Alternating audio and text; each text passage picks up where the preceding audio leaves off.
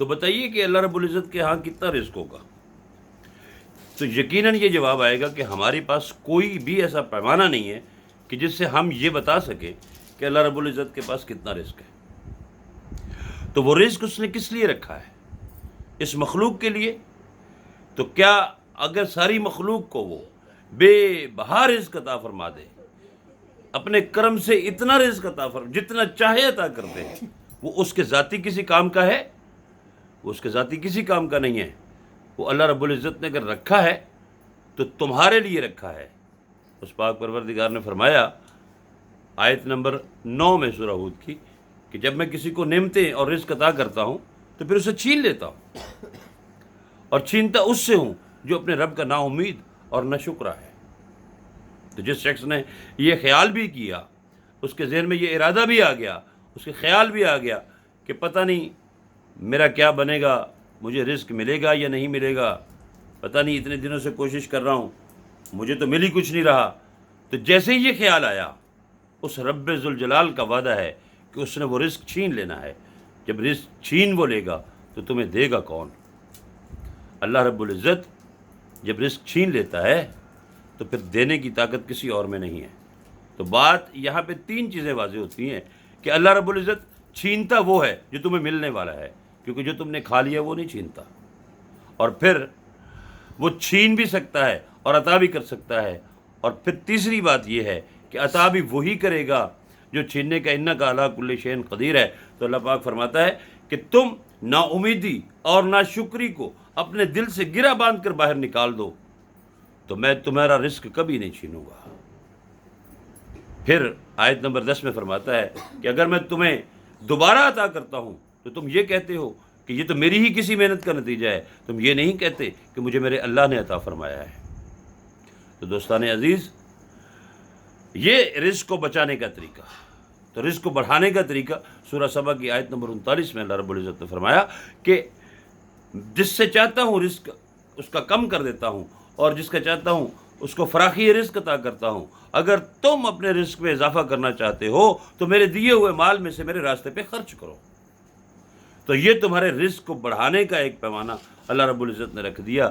میرے مولا علی کرم اللہ وجہ نے فرمایا کہ جب تمہارے پاس رزق کم ہو جائے، ختم ہو جائے، تو تمہارے پاس جو کچھ ہو وہ اللہ کے نام پر دے کر اپنے رب کو اپنا پارٹنر بنا لو، اس کے ساتھ تجارت کر لو۔ وہ بہت ہی منافع بخش پارٹنر ہے، وہ تمہیں بہت کچھ نواز دے گا۔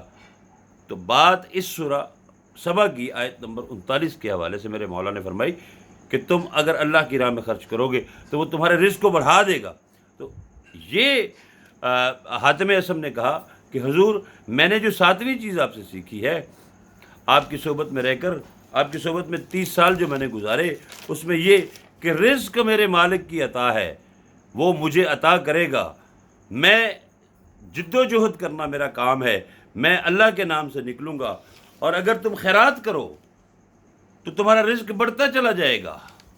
تو حضور میں نے یہ جو آیت نمبر 6 ہے سورہ ہود کی، اس کے اوپر عمل کرتے ہوئے اور اس بات کو سمجھتے ہوئے یہ میں نے جو ہے اس پر عمل کیا، اور میں نے اپنے تمام رزق کی جو عطا ہے وہ اپنے رب العزت پہ چھوڑی، اور اپنی طرف سے نہ کسی کا حرام مال کمایا، نہ کسی کے لیے کسی کی حق مارنے کی کوشش کی۔ تو شقیق بلخی صاحب نے پھر اس سے پوچھا کہ 8ویں وہ چیز بتائیں کہ جو آپ نے میرے پاس 30 سالہ زندگی گزاری اس سے سیکھی۔ تو اس نے عرض کیا کہ حضور میں نے دیکھا کہ ہر شخص مخلوق پر بھروسہ اور اعتماد کرتا ہے، کوئی کاروبار کا اعتماد کرتا ہے، کوئی انڈسٹری پہ جب چلاتا ہے اس پہ جو ہے اعتماد کرتا ہے کہ میں یہ کام کروں گا، میں اس کام کے ذریعے بلند رتبہ پا سکوں گا، میں بلند مرتبہ پا سکوں گا۔ تو اس طرح سے جو ہے یہ جو انسان ہے یہ اپنے معاملات کو بڑھانے کے لیے اپنے کسی نہ کسی کے اوپر ٹرسٹ کرتا ہے، کوئی بزنس میں پارٹنرشپ کرتا ہے تو ٹرسٹ کرتا ہے، کوئی کسی کے لیے اگر یہ دیکھتا ہے کہ یہ اگر بڑے عہدے پر ہے تو اس کی بیک اگر مجھے مل جائے تو میری بیک پہ اگر یہ بندہ کھڑا ہے تو میں اس پر بھروسہ کر کے، اس پر اعتماد کر کے تو اپنی زندگی کے اصولوں کو سیدھا کر سکتا ہوں۔ یا کوئی شخص یہ سمجھتا ہے کہ میں نے اپنے فلاں دوست کو کہ جو کہ اتنی طاقت کا مالک ہے، میں اس پر بھروسہ کر کے اس کام کو شروع کر رہا ہوں، تو پھر میں نے اپنے رب العزت سے جب عرض کیا کہ یا باری تعالیٰ تو مجھے بتا کہ دنیا میں کون سا ایسا دوست ہے جس پر اگر میں بھروسہ کروں، جس پر اگر میں اعتماد کروں، جس میں بھروسہ کروں تو وہ مجھے ہر چیز میں عزت دار بنا دے گا اور اس کے بل بوتے پر میں کام کرتا چلا جاؤں۔ تو اللہ رب العزت نے سورہ طلاق کی آیت نمبر 3 میں فرمایا کہ وَمَن يَتَوَكَّلْ عَلَى اللَّهِ فَهُوَ حَسْبُهُ، جو شخص اللہ پر بھروسہ کرتا ہے، جو شخص اللہ پہ توکل کرتا ہے تو وہ اللہ اس کے لیے کافی ہے۔ تو یہ تھی وہ باتیں، وہ 8 چیزیں جو حاتم اصم نے اپنے مرشد شقیق بلخی سے 29 سالہ زندگی میں سیکھی۔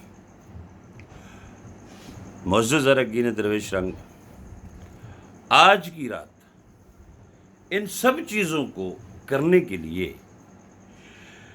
ایک سب سے پہلے بنیادی طور پر جو عمل ہے وہ اتنا ضروری عمل ہے کہ کوئی بھی کام آپ کا مقرب نہیں ہوتا جب تک آپ اس بنیادی بات کو نہیں پکڑتے۔ وہ بنیادی چیز یہ ہے کہ آپ اپنے اندر عجز و انکساری پیدا کریں۔ اللہ کی 99 صفات ہیں، وہ اپنی صفات پہ کہیں جبار، کہیں قہار، کہیں متکبر، کہیں رحمان، کہیں رحیم، کہیں غنی و مغنی ہے۔ تو انسان عاجز ہے، ایک صفت انسان کی کہ وہ عاجز ہے۔ کیا تمہیں معلوم ہے کہ تمہارے ہاتھ میں جو لقمہ ہے اس کو تم کھا سکو گے؟ ہرگز نہیں۔ کیا تمہیں یہ یقین ہے کہ تم اپنا جوتا پہن لو گے کہیں جانے کے لیے؟ ہرگز نہیں۔ جب تم اتنے عاجز ہو تو پھر تکبرانہ صفتیں جو ہے نا وہ اس خالق کائنات کی ہیں، اس رب ذوالجلال کی ہیں۔ اگر تم اس کی کسی صفت میں شامل ہونے کی کوشش کرو گے تو وہ تمہیں توڑ کر رکھ دے گا، لیکن اگر تم اس عاجزی سے، جس سے ہر نیکی کی یہ کنجی ہے، اگر کوئی شخص نماز پڑھتا ہے اور اس میں بھی تکبر کرتا ہے تو اللہ رب العزت فرماتا ہے کہ فویل للمصلین، مصیبت ہے تمہارے لیے یہ نمازیں جن میں تم ریاکاری کرتے ہو۔ تو عجز کا مطلب ہے توبہ۔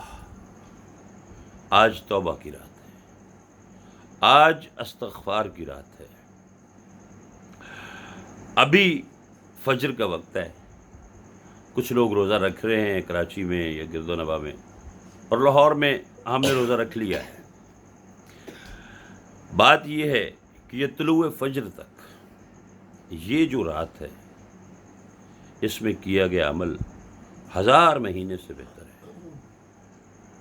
تو استغفار اور چیز ہے، توبہ اور چیز ہے، ان دونوں میں فرق ہے تھوڑا، جو میں اپنے پہلے خطاب میں بتا چکا ہوں، پہلی گفتگو میں۔